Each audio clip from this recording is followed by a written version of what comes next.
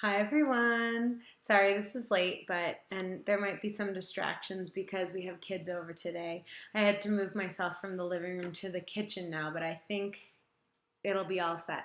So anyway, my conditionals activity, I want to say it's inspired by a few of the comments from the pioneers.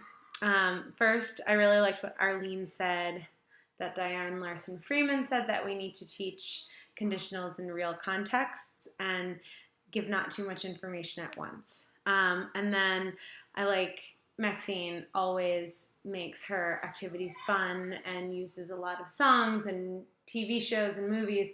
So this is partly for her, inspired by her. And then Matt in his post also said that when he was teaching conditionals to his advanced students, they already knew a lot of the core stuff, so it was more the periphery that he had to get to, and so this lesson hopefully gives flexibility for that. So anyway, so I have some cue cards. First thing, we're gonna watch a TV show. I chose Modern Family because it's real life-ish, but there's a lot of different things going on at once. And hopefully if your students can follow that, there could be a lot of potential for conditional sentences, especially future conditional. So first thing, you're going to show students half of a TV show. So start Modern Family. I like it because it's only 25 minutes. And it would work better if they already were familiar with the show, but that's okay. So show your students half of a TV show. Then turn it off and have students make predictions starting with if. So if sentences.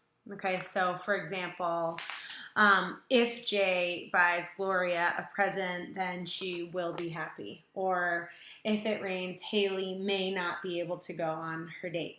Or if Cam gets the job, then Mitchell might become a stay-at-home dad. And I like, this is good particularly for my advanced class because we just did modal verbs, and so future conditionals lend themselves to using modal verbs pretty nicely. So anyway, have students make predictions. Then we're going to put the predictions on the board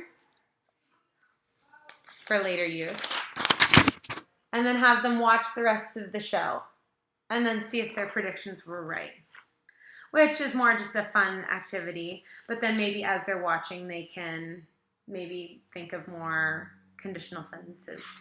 Either way.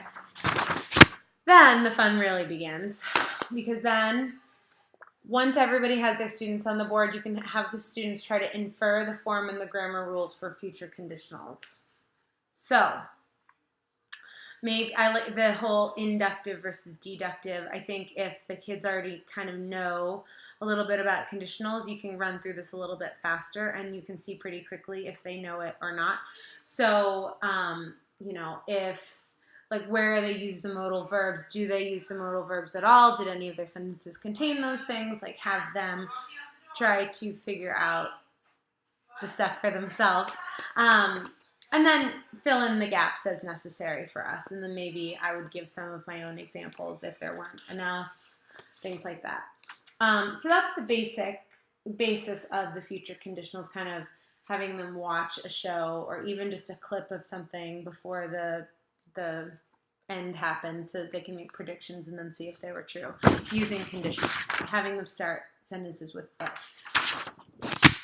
Then here's the optional add-on, the bonus. You could have the students try to write if sentences for what could have happened. So counterfactual conditionals.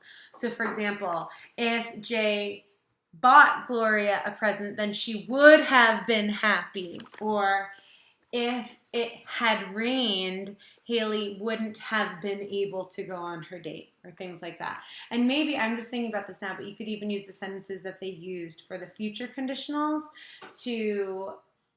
and change them as if because maybe they did happen, maybe they didn't happen. So if they didn't happen, you could kind of adjust them to counterfactual form, right? The unreal conditional, if you will.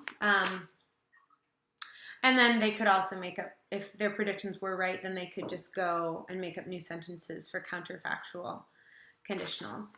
And then last but not least, go over form and construction for counterfactual conditionals. So the different potential. And depending on how good your students are, you would maybe have to go over them a little bit more or a little bit less. But I would say the focus of this lesson is on future conditionals. So if your kids have future conditionals down, then you can move on to counterfactual conditionals. Hold on one second. Someone wants to say hello.